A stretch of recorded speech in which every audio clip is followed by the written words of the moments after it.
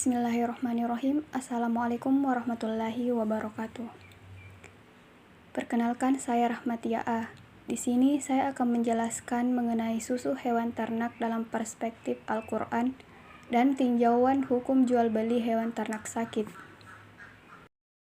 Materi pertama mengenai susu hewan ternak dalam perspektif Al-Quran. Susu merupakan minuman kesehatan yang baik untuk dikonsumsi. Fungsi dari susu ini sendiri memberikan kalori dan vitamin kepada manusia, sehingga sangat berfaedah bagi kesehatan. Dalam Islam sendiri menganjurkan untuk minum minuman yang berfungsi bagi kesehatan seperti susu dan madu. Islam memberikan perhatiannya pada materi ini dengan menyebutkannya dalam Al-Quran. Ini menunjukkan bahwa susu ini memiliki keistimewaan bagi kehidupan manusia yang harus digali dengan menemukan manfaat yang dapat diambil untuk kebaikan manusia. Beberapa keistimewaan susu itu tidak lain adalah tanda-tanda yang ditunjukkan oleh Allah Subhanahu wa Ta'ala kepada manusia agar mereka berpikir dan merenung akan keesaan Allah Subhanahu wa Ta'ala. Begitu pula dengan susu yang berasal dari hewan ternak seperti sapi dan kambing yang sering dikonsumsi oleh manusia. Sebagaimana dalam Quran surah An-Nahl ayat 66 yang artinya, "Dan sungguh pada hewan ternak itu benar-benar terdapat pelajaran bagi kamu. Kami memberimu minuman dari apa yang ada dalam perutnya, berupa susu murni antara kotoran dan darah yang mudah ditelan bagi orang yang meminumnya." Ayat di atas itu menjelaskan bagaimana Allah Subhanahu wa Ta'ala menciptakan sesuatu yang sangat menakjubkan, yaitu susu murni yang keluar di antara kotoran dan darah dalam tubuh hewan ternak yang kini seringkali menjadi olahan makanan dan minuman kita sehari-hari. Menurut Al-Jazairi dalam Aisar Al-Tafasir, yang dimaksud dengan susu murni adalah susu yang di dalamnya tidak terdapat kotoran maupun darah, tidak pula terkandung warna, bau, dan rasa dari kotoran maupun darah.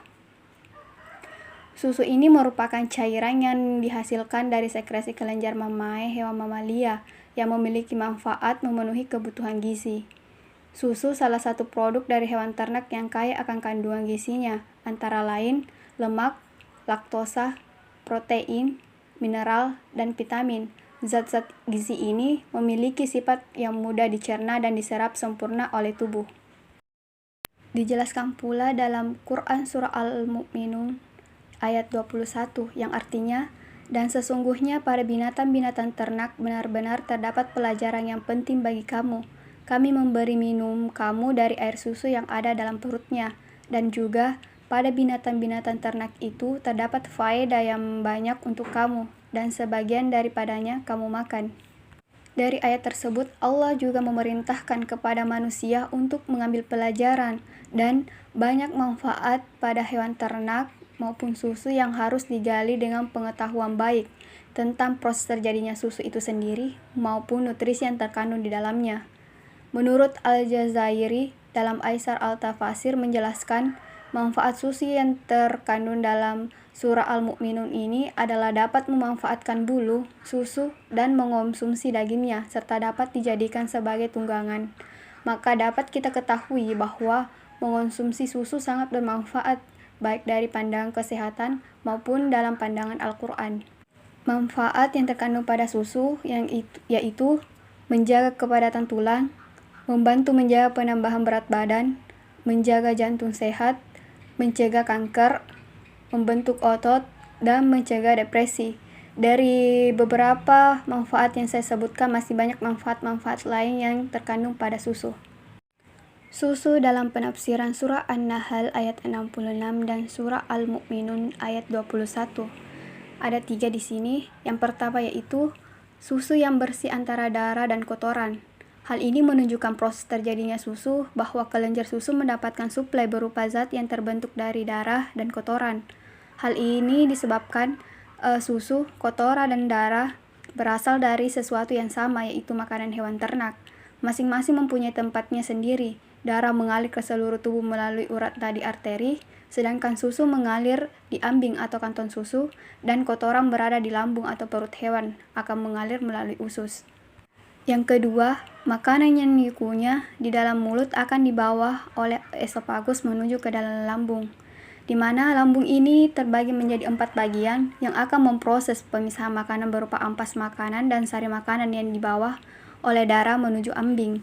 Di dalam ambing terdapat kelenjar susu yang nantinya akan menghasilkan susu, dan ampas makanan ini sendiri pada lambung menjadi kotoran. Yang ketiga, hikmah ilmiah kandungan susu terdapat berbagai zat yang masing-masing mempunyai unsur sendiri sehingga menjadi kesempurnaan susu, seperti protein yang terdiri dari kasein, laktabumin, dan laktolobulin. Kasein mempunyai kandungan residofolin dan biasanya berbentuk partikel koloid yang terkenal dengan nama misel kasein. Misel kasein ini sendiri tersusun atas jumlah unit lebih kecil, yaitu submisel. Satu zat kandungan susu, sejuta unsur lainnya, dan pastinya ada proses yang tidak diperlihatkan oleh Allah Subhanahu wa Ta'ala. Materi yang kedua mengenai tinjauan hukum jual beli hewan ternak sakit, di mana Allah Subhanahu wa Ta'ala mensyariatkan jual beli sebagai suatu kemudahan untuk manusia dalam rangka memenuhi kebutuhan hidupnya. Manusia mempunyai kebutuhan yang berbeda, ada kalanya sesuatu yang kita butuhkan itu ada pada orang lain. Untuk memenuhi kebutuhan itu diperlukan hubungan interaksi dengan sesama manusia. Salah satu sarananya adalah dengan jalan melakukan jual beli. Jual beli ini merupakan suatu bentuk interaksi sesama manusia sebagai usaha untuk mempertahankan dan memenuhi kebutuhan hidupnya. Seiring dengan berjalannya waktu dan perkembangan zaman ke arah yang lebih modern, maka transaksi jual beli menjadi beraneka ragam dalam bentuk ataupun cara. Jual beli merupakan istilah yang dapat digunakan untuk menyebut dari dua sisi transaksi yang terjadi sekaligus, yaitu menjual dan membeli. Rukun jual beli dalam Islam ada beberapa. Yang pertama, orang yang berakal, penjual dan pembeli. Dimaksud dari sini tentu sudah jelas bahwa rukun jual beli tidak akan terjadi tanpa adanya penjual dan pembeli. Penjual adalah pihak yang akan menawarkan barang dagangannya, sementara pembeli adalah pihak yang membutuhkan barang tersebut untuk dimanfaatkan sebagaimana mestinya. Yang kedua yaitu siqat atau ijab kabul, di mana tidak sah serah terima sebagaimana yang biasa berlaku di kalangan masyarakat karena tidak ada siqat ijab kabul. Yang ketiga, ada barang yang dibeli, di mana di sini tidak sekedar harus adanya barang, namun juga dalam Islam diatur kriteria barang yang diperjualbelikan harus mempunyai manfaat. Tujuannya agar pihak yang membeli tidak merasa dirugikan. Yang keempat, ada nilai tukar pengganti barang, di mana saling tukar harta dengan harta melalui cara tertentu, atau tukar menukar sesuatu yang diinginkan dengan yang sepadan melalui cara tertentu yang bermanfaat, sehingga nilai tukar pengganti barangnya pun harus sesuai dan bisa diterima kedua pihak. Dasar hukum jual beli dalam Islam salah satunya terdapat dalam Quran Surah An-Nisa ayat 29 yang artinya, "Hai orang-orang yang beriman, janganlah kamu saling memakan harta sesamamu dengan jalan yang batil, kecuali dengan jalan perniagaan yang berlaku dengan suka sama suka di antara kamu. Dan janganlah kamu membunuh dirimu, sesungguhnya Allah adalah Maha Penyayang kepadamu."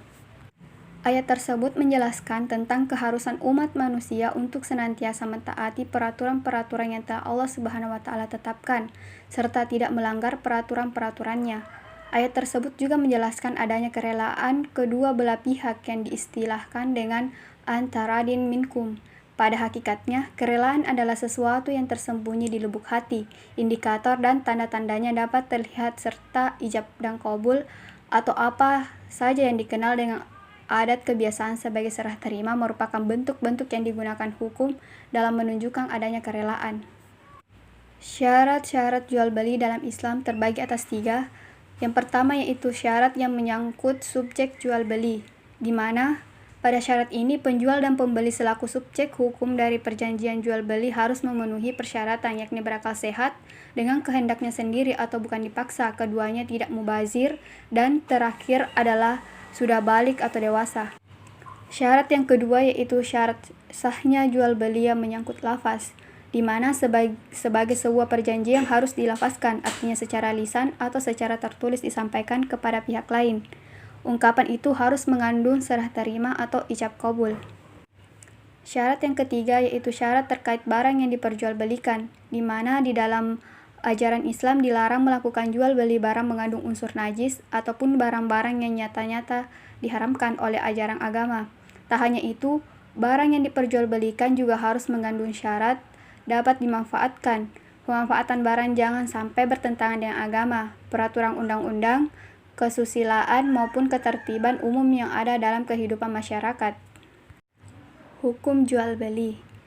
Transaksi jual beli merupakan perbuatan hukum yang mempunyai konsekuensi terjadinya peralihan hak atas sesuatu barang dari pihak penjual kepada pihak pembeli. Maka dengan sendirinya dalam perbuatan hukum itu harus terpenuhi rukun dan syaratnya. Pada dasarnya, semua transaksi jual beli jika dilakukan dengan benar dan sesuai dengan ketentuan syarak, maka jual beli tersebut dapat dikatakan sah. Akan tetapi jika transaksi jual beli tersebut tidak dilakukan dengan benar dan tidak sesuai dengan ketentuan syarak, maka jual beli tersebut dapat dikatakan tidak sah.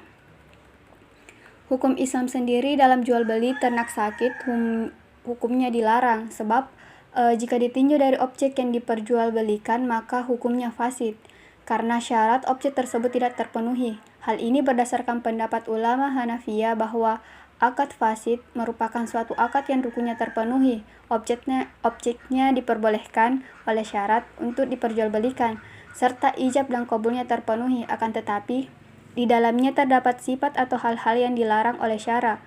Jual beli hewan ternak sakit dikatakan fasid karena salah satu syarat sah objek yang diperjualbelikan tidak terpenuhi, seperti kategori barang dapat diketahui baik dalam kualitas maupun keadaannya, sehingga dapat dikatakan jual beli tersebut bisa mengakibatkan kerugian pada salah satu pihak, yaitu pembeli. Mungkin itu saja pemaparan materi dari saya. Terima kasih telah mendengarkan dan telah menonton videonya. Wassalamualaikum warahmatullahi wabarakatuh.